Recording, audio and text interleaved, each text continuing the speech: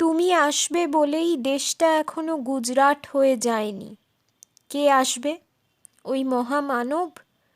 নবজীবনের আশ্বাস নিয়ে অমারাত্রির দুর্গ তোরণ সব ধূলিসাৎ করে দিয়ে তিনি বুঝি আসবেন? কোথায় আসবেন? ভারতবর্ষে? যে ভারতবর্ষের মাটিতে দাঁড়িয়ে কবিগুরু একদিন বলেছিলেন, ভাগ্যচক্রের পরিবর্তনের দ্বারা একদিন না একদিন ইংরেজকে এই ভারত সাম্রাজ্য ত্যাগ করে যেতে হবে। কিন্তু কোন ভারতবর্ষকে সে পিছনে ত্যাগ করে যাবে? কি লক্ষ্মী ছাড়া দীনতার আবর্জনাকে? একাধিক শতাব্দীর শাসন দ্বারা যখন শুষ্ক হয়ে যাবে, তখন একই বিস্তীর্ণ পঙ্কশয্যা দুর্বিষহ নিষ্ফলতাকে বহন করতে থাকবে। যখন একথা বলেছিলেন তখন ছিল 1941 সাল। তারপর দেশ স্বাধীন হয়ে আরও 76 বছর কেটে গেছে, কিন্তু তাঁর সেই ভবিষ্যৎবাণী আজও সমান প্রাসঙ্গিক। হ্যাঁ, আমরা কথা বলছি জাতীয়তাবাদ নিয়ে, ইংরেজিতে যাকে বলে ন্যাশনালিজম। সভ্যতার সংকট প্রবন্ধে রবীন্দ্রনাথ বলছেন, সভ্য শাসনের চালনায় ভারতবর্ষের সকলের চেয়ে যে দুর্গতি আজ মাথা তুলে উঠেছে, সে কেবল অন্ন, বস্ত্র, শিক্ষা এবং আরোগ্যের শোকাবহ অভাব মাত্র নয়, সে হচ্ছে ভারতবাসীর মধ্যে অতি নৃশংস আত্মবিচ্ছেদ, যার কোনো তুলনা দেখতে পাইনি ভারতবর্ষের বাইরে মুসলমান স্বায়ত্তশাসন চালিত দেশে। আমাদের বিপদ এই যে এই দুর্গতির জন্যে আমাদেরই সমাজকে একমাত্র দায়ী করা হবে। কিন্তু এই দুর্গতির রূপ যে প্রত্যহই ক্রমশ উৎকট হয়ে উঠেছে, সে যদি ভারত শাসন যন্ত্রের ঊর্ধ্বস্তরে কোনো এক গোপন কেন্দ্রে প্রশ্রয়ের দ্বারা পোষিত না হতো, তাহলে কখনোই ভারত ইতিহাসের এত বড় অপমানকর অসভ্য পরিণাম ঘটতে পারত না।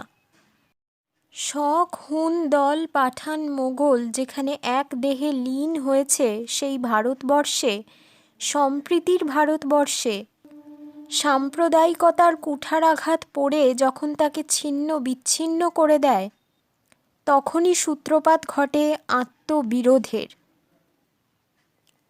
এতকাল উত্তর, দক্ষিণ, পূব, পশ্চিম থেকে ঝাঁকে ঝাঁকে নানা জাতের বুলবুলি এসে বেবাক ধান খেয়ে গেল, কারো হুঁশ ছিল না।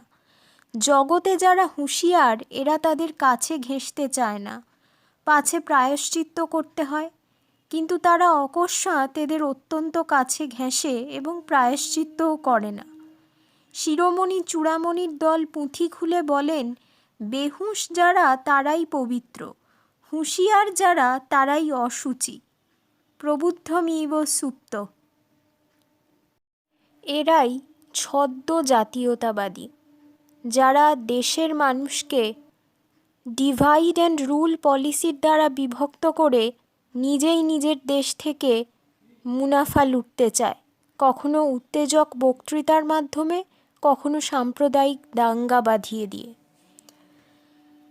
কবি বলছেন, দেশকে সাদাভাবে সত্যভাবে দেশ বলেই জেনে, মানুষকে মানুষ বলেই শ্রদ্ধা করে যারা তার সেবা করতে উৎসাহ পায় না, চিৎকার করে মা বলে, দেবী বলে মন্ত্র পড়ে যাদের কেবলই সম্মোহনের দরকার হয়, তাদের সেই ভালোবাসা দেশের প্রতি তেমন নয় যেমন নেশার প্রতি।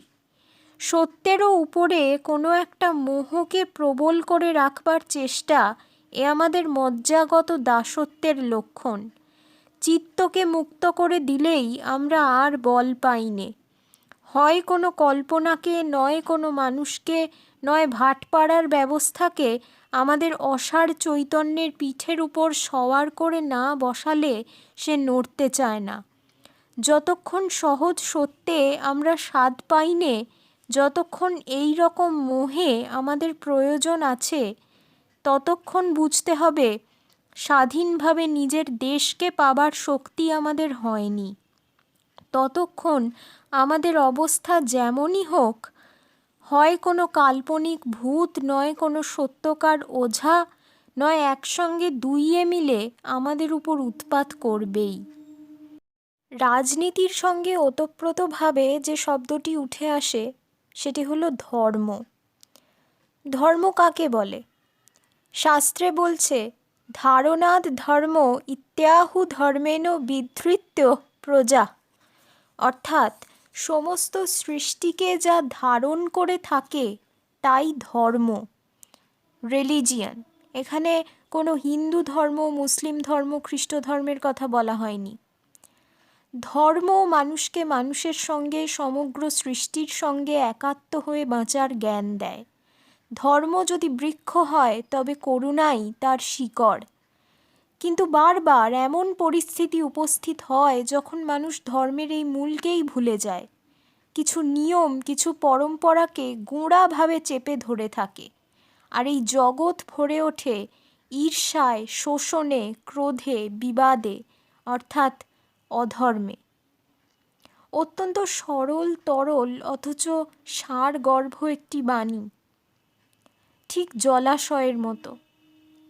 কিন্তু ধর্ম শব্দটি উচ্চারণ করলেই আমাদের মনে হয় এর চেয়ে জটিলতর জিনিস আর নেই।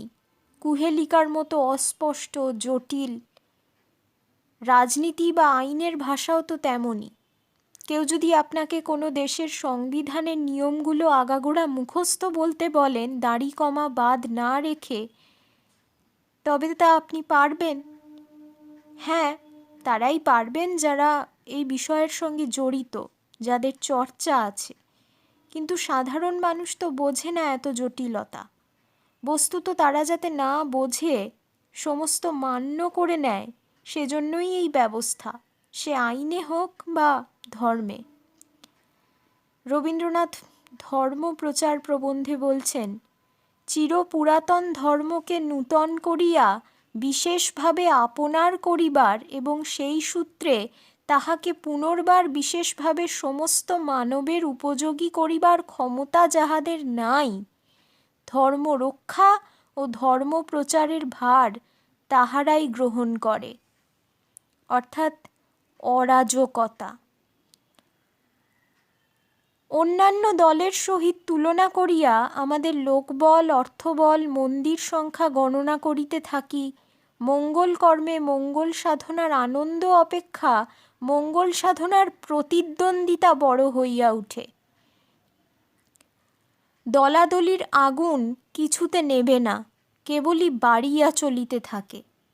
বিভিন্ন রাজনৈতিক দলের মধ্যে যে উৎসব অনুষ্ঠানকে কেন্দ্র করে প্রতিদ্বন্দ্বিতা, কে কোন দলকে কত টাকা দিল, কত জাঁকজমক করে উৎসব পালন হলো, আজ আমি এখানে রাম মন্দির প্রতিষ্ঠা করব, তো তুমি কাশীতে বিশ্বনাথের মন্দির প্রতিষ্ঠা করবে, কোন মসজিদ ধ্বংস করা হবে।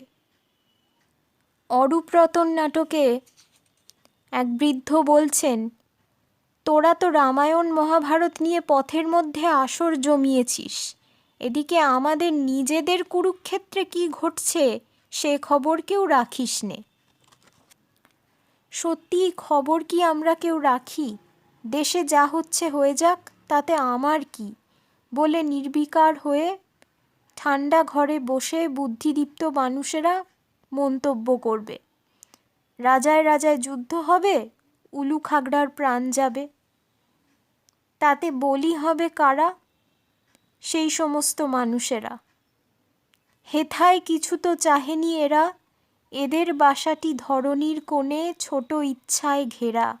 হে রুদ্র, কেন তারও পরে বান হানো, কেন তুমি নাহি জানো, নির্ভয়ে ওরা তোমারে বেসেছে ভালো, বিস্মিত চোখে তোমারই ভুবনে দেখেছে তোমারই আলো। তবু শত শত সাম্রাজ্যের ভগ্নশেষ পরে ওরা কাজ করে। তবু 2 বিঘা জমির জন্যে লাঞ্ছিত হতে হয় কত শত উপেনকে। পুরাতন ভৃত্যকেও অবিশ্বাসে চোর ঠাউরানো হয় রাইচরণের মতো। রাখি বন্ধন করেও হিন্দু মুসলমানের হৃদয়ের বন্ধন বারবার ছিন্ন হয়ে যায়। মা হারা ছেলেকে সবাই গাল দেয়, খ্যাপায়। ধর্ম রক্ষা করতে গিয়ে ধর্মযুদ্ধ বাধে। তাতে ধর্ম রক্ষা হয় কিনা জানা নেই, তবে প্রাণ রক্ষা হয় না। মৃত্যুর ধর্ম এক, প্রাণ ধর্ম নানা, দেবতা মরিলে হবে ধর্ম একখানা। দেবতা মরেন না ঠিকই, তবে অমৃতের পুত্র মানুষকেই প্রাণ দিতে হয়। তখন পাল্টে যায় অভয় মন্ত্র। চিত্ত যেথা ভয় যুক্ত, নিম্ন যেথা শির। তবু বিশ্বাস রাখতে হয়, অন্ধকার কেটে গিয়ে আলোর অভ্যুদয়ের।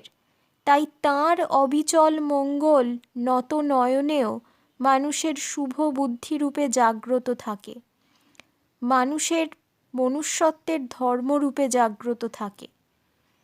তাই এখনো যদি রাজা সবারে দেন মান, সে মান আপনি ফিরে পাওয়ার সুযোগ আছে। কারণ মনুষ্যত্বের অন্তহীন প্রতিকারহীন পরাভবকে বিশ্বাস করাকে কবি এবং আমরা অপরাধ বলে মনে করি।